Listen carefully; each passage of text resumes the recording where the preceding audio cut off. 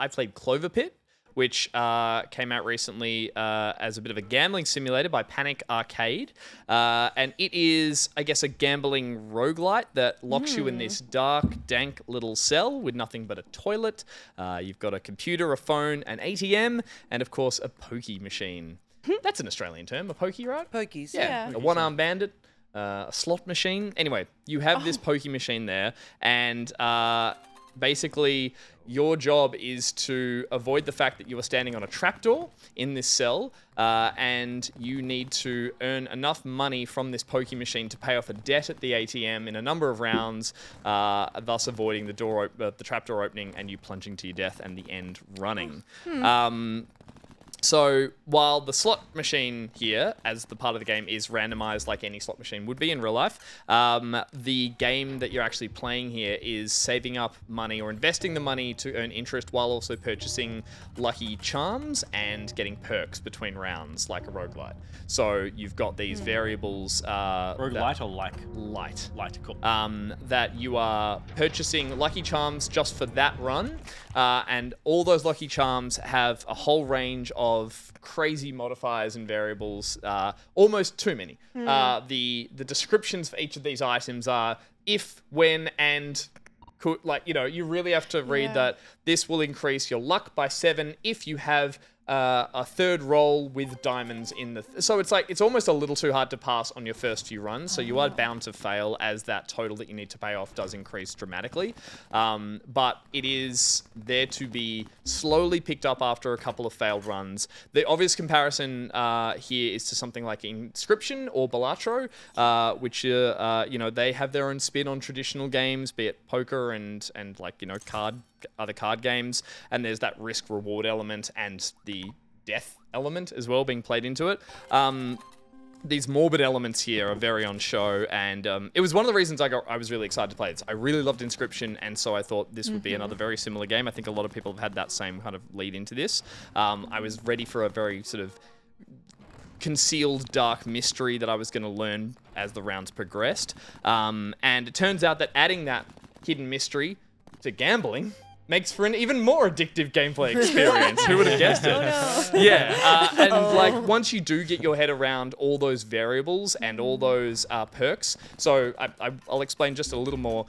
When you finish a round successfully by paying off your debt, the phone will ring and there'll be 3 conversation options. Each of them is just a sort of stylish way of giving you a perk, and it explains that perk underneath, and you carry that into the next round. You will also carry those lucky charms on your desk into the next rounds, but you only have a certain amount of spots for them, and they have variables like sometimes one lucky charm will reduce the amount of slots you have to hold lucky charms, or they have mostly positive buffs, but some of them have negative buffs, and it's a risk reward kind of thing. Sure. And the first set of goals that you... I'll get to that. Strategy. I'll get to that. This gets you a perk of a jar of piss, which then, basically, as you play through rounds, you will unlock the ability to buy more... to unlock lucky charms that may turn up in the shop. So that is a way to possibly get the jar of piss that might turn up on the round. And what's the perk for the jar of piss? I can't remember. But it's probably... You just have it. Just have it. But it's You probably don't need to leave positive. the machine. You can just Having- piss in the jar just and piss in keep a jar. playing. Having the jar of piss gives you a piss that's in a jar. That's it, exactly. But Hey, yes. they will have, like, you know, cool little descriptions, and they are, like, twisted, like, kind of dark descriptions of things. You have, like, a little Bible that helps if you roll 666, you lose all your money, but the Bible has a 50% chance of helping you and of being destroyed, and, you know, so there's just variable after variable after variable, which is a little bit overwhelming, but again, once you get your head around that kind of stuff, and once you get a good run, like any of these games, and number go up, it does feel fantastic, and you can really lose yourself in here once you kind of get your head around what's happening. And it is quite concerning because you're like, oh man, pokies are fun.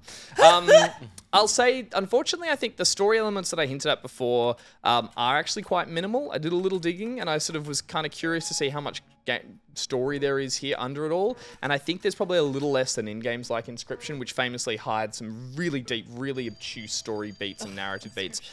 Don't think there's as much here. The motivation is to unlock those drawers, which means you can carry lucky charms into future runs. It's like it's unlock all the what am I trying to say? It's trying to unlock the perks to carry into future More rounds. Balatro and that. Yeah, so Yeah. it is like unlocking the Definitely. decks and the different jokers, that kind of stuff. So I think I found out that I think there's less of that story here, especially from the digging I did and from the rounds I've played. There wasn't too much more mystery. There wasn't like what's through the door is another cell with a whole, whatever.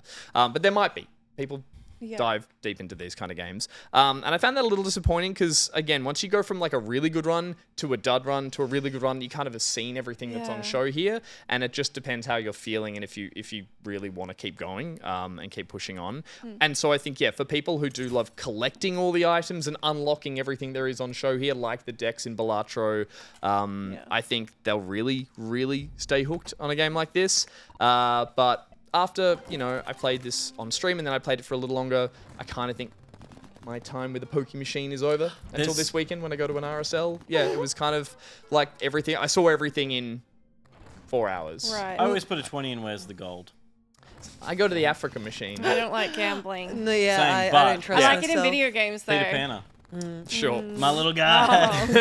Oh. Well, I mean, with games like Balatro and stuff, having the deck building essence of it, there's almost a strategy behind like the way that you're Totally, building yeah. it. Do you think that with it being, you're working with these little buffs and items and shit, but ultimately working against a pokey machine, do you think that kind of takes a bit of it away? I would say 100%. Yeah. Yeah. I love Balatro and I really liked Inscription, but I go back to Balatro because I know that I have more control over how I'm going to run. Even when that control is taken away from me with variables and with boss runs, I know I'm still choosing that hand and how I'm playing it. Yeah. Whereas here, ultimately, I am at the mercy of a one-arm And band. It's always just feels like you have a RNG. Yeah. Yes, Yeah. exactly. Yeah. Yeah. Yeah, 'Cause- I've happened to just finish replay of Inscription. Yeah, right. So fantastic. It's great. And it's very tailored. Yes. I like that I feel like I'm always making choices, and when you do get like my squirrels are gonna turn into like this kind of squirrels, like it feels like I'm expanding. But it feels like there's still a game engine behind there kind of going, time Yeah. for a little bit of this and time for a little bit of this Yeah. to get you moving ahead. Here, I did very much feel at the mercy of a Poke Machine,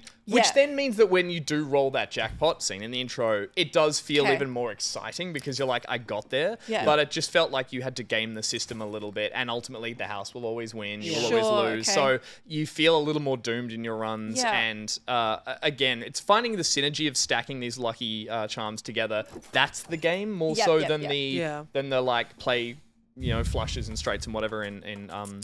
Yeah, So yeah. I think, and then once I kind of learnt that unlocking those, you unlock a key after getting to the first set of runs, and that key goes use it on the door, and they like doesn't work on the door, and then Okay. there's 4 locked drawers. I was like, fuck you, game. Like it kind of used up a little bit of its my patience, and I was I like, guess, Valid. I guess like maybe there is something on the other side of that door, and there's something more interesting Another to this game. machine.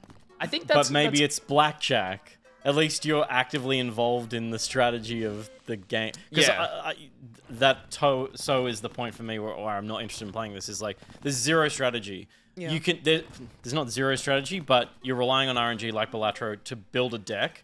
But then you have the active role in playing out your roguelite kind of run. Yeah. There's nothing active about this. Look, it's not much, but there's that button that you can hit on it, and you can have perks that say when you hit the button that takes 4 energy charges, you'll heighten the chance of getting bells. And so use that when you might have picked up a lucky charm that gets you gold bells. But at the end of the day, you just wish you were using that all the time. It's not a strategy. It's just... Yeah. Don't call them the slappers You for nothing. wish that you were hitting Don't that call trigger 'em button, so then you want to buy batteries to charge that up. But it's not a strategy as much as it is just trying to have the best run at every Yeah. point. Yeah. So it feels less like using your brain and more like you are just feeding money into Do something. you think after Totally. the jackpot you got in this game, you're going to go down and put a pineapple in Queen of the Nile? Queen of the Nile, that was the one? They're the only two I can you remember. can't, you can't lose No, on there's that a dragon one. one. 5 dragons? Dragon.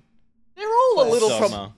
I love that all the Dragons. like the racist problematicness is Bad just under the dragon. guise Oh, of gambling. they So it's really like, let's are. deal with the gambling problem first before we deal with that. They are. Look, I there's... will say, if you can get deep enough in the early game, it's very heavily RNG dependent, more so than Balatro. But if you can get deep enough into the game, you can actually pretty heavily influence the types of things that get pulled, and also what each patterns you can force patterns, and there is a little bit more game to it. Yeah. but Yeah, okay. not as much as Balatro. No. Not as much, and it's not shown to you as early on, I think, in a way that, like, you definitely have to start unlocking those charms and seeing what they can do. Jokers and Balatro are the same. You have no idea what they do until you start gaining them and unlocking them and using them. It's like I see the charms very much like the Joker system in Balatro. Yeah. Yeah. Cool. True. Yeah, I should finish that. Josh is playing this non-stop. I saw him on the Steam Deck just like drooling over it the other day. I'm like, well, that's proof that it's one of these. Oh, It's a getcha. great game as well. Yeah, so. Oliver's been playing it as well, Yeah. and he's just getting lost. Like, we'll be waiting for to like get in into a room in Fortnite, like a match. Playing that in And while the he's meantime. waiting for that, he's gone over. To I love the Clover idea Pit. of trying to describe if I'm playing Balatro on my phone on the plane. I'm like, it's actually not just poker. Like, I'm playing a developed game. Same thing. If you're on a Steam Deck with this, someone's like, "You just playing slot machines?" It's like I'm actually in a No. hidden cell where I'm shitting in I a jar. think you'll find You can shit in the I jar can too. pee Okay, in the great. toilet Sorry. here. It's actually Yeah. a spooky slot You machine. can also take a so- dump in the jar as well. So you know, there's more to it than that, as There Josh you puts. go. But yeah, that's Clover Pit.